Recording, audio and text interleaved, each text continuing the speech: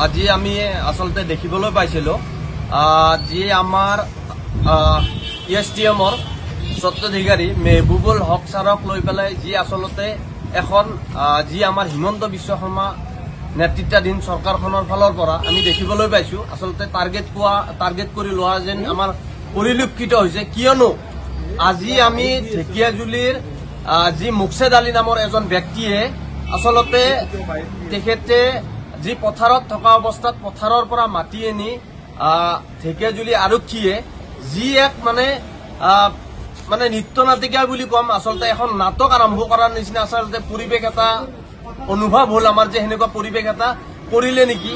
কিয়নো তেখেতৰ নিচিনা ব্যক্তি এজনক থানাত মাতি আনি পেলাই চহী কৰাই পেলাই তাৰ পিছত আজি গম পাইছো তেখেতে মেহবুবুল হক ছাৰৰ নামত মানে কেছ দিয়াৰ কাৰণে মানে চহী কৰিছে। খুব দুৰ্ভাগ্যজনক বিষয়। আচলতে উত্তৰ পূৰ্বাঞ্চল সংখ্যালঘু ছাত্ৰ সন্থা আমি নেমচুৱে এটা কথা স্পষ্টভাৱে ক'ব বিচাৰিছো অসমৰ মাননীয় মুখ্যমন্ত্ৰী ডাঙৰীয়াক, আচলতে এইবিলাক হৈ আছে কি?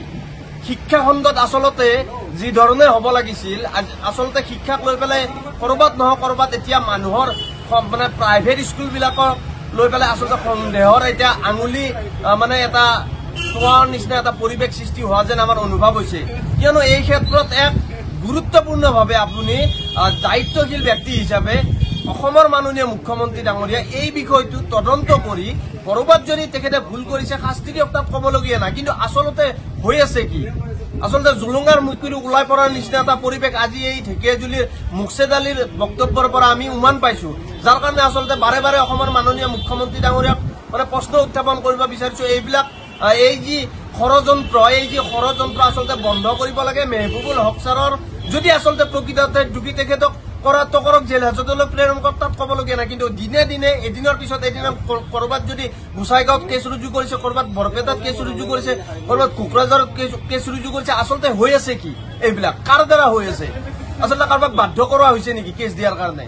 যাৰ কাৰণে আমি বিটিআৰ সমিতিৰ তৰফৰ পৰা নেমচুৱে আমি স্পষ্টভাৱে কৈছো এই বিষয়টো লৈ পেলাই উচ্চ এক তদন্ত কৰি পেলাই অতি শীঘ্ৰে যদি প্ৰকৃতাৰ্থত দোষী হয় আইনৰ দ্বাৰস্থ হওক, আইনে শাস্তি বিহক, তাত ক'বলগীয়া। যদি প্ৰকৃতাৰ্থত দোষী নহয় তেখেতক বাৰে বাৰে হাৰেছমেণ্ট যাতে নকৰে, কোনো কাৰণত হাৰেছমেণ্ট যাতে নহয়, তাৰ কাৰণে আমি অসমৰ মাননীয় মুখ্যমন্ত্ৰী ডক্টৰ হিমন্ত বিশ্ব শৰ্মা ডাঙৰীয়াক আহ্বান জনাইছো।